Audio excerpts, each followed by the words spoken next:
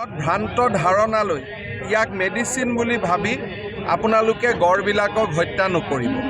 এই বাৰ্তাটো দিব আৰু বহুতে কৈছে গড়বিলাক বিক্ৰী কৰি দিব লাগিছিল। যেনেকৈ ড্ৰাগছ আমি বিক্ৰী কৰি চৰকাৰ চলাব নোৱাৰোঁ, গড়ৰ খৰ্গ বিক্ৰী কৰিও চৰকাৰ চলিব নোৱাৰে। আমি মানুহক আজি মানুহৰ কিডনীটো প্ৰয়োজনীয় বিক্ৰী হয়, সেইবুলি মানুহৰ কিডনীটো বিক্ৰী কৰি আমি ৰেভিনিউ ল'ম নেকি? সেইটোতো হ'ব নোৱাৰে। এই ভ্ৰান্ত ধাৰণাবিলাক আঁতৰাবৰ বাবে মানুহৰ মাজত যে গড়ৰ খৰ্গ বিক্ৰী কৰি চৰকাৰে ৰাজহ উৎপাদন নকৰে কিয়, বা খৰ্গটো আমি কিয় জ্বলাব লাগে, ইয়াৰ পৰা এইটো বুজাব খুজিছোঁ যে গড়ৰ খৰ্গত কোনো মেডিচিন নাই, গড়ৰ খৰ্গৰ দ্বাৰা কোনো ৰাজহ চৰকাৰে ল'ব নোৱাৰে।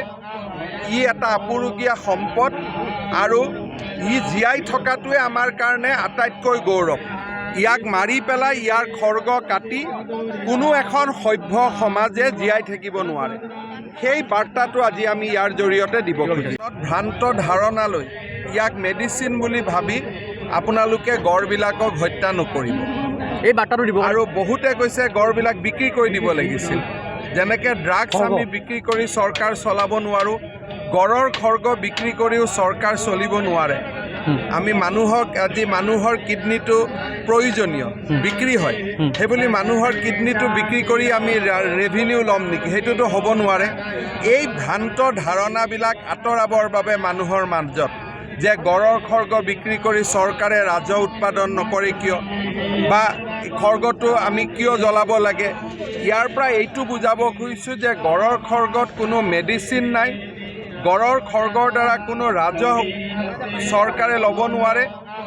ই এটা আপুৰুগীয়া সম্পদ আৰু ই জীয়াই থকাটোৱে আমাৰ কাৰণে আটাইতকৈ গৌৰৱ।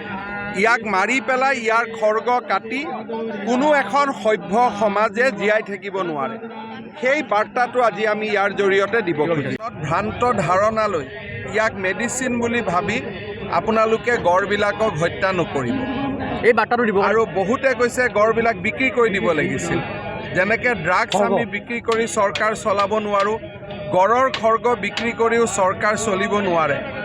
আমি মানুহক আজি মানুহৰ কিডনীটো প্ৰয়োজনীয় বিক্ৰী হয়, সেইবুলি মানুহৰ কিডনীটো বিক্ৰী কৰি আমি ৰেভিনিউ ল'ম নেকি? সেইটোতো হ'ব নোৱাৰে।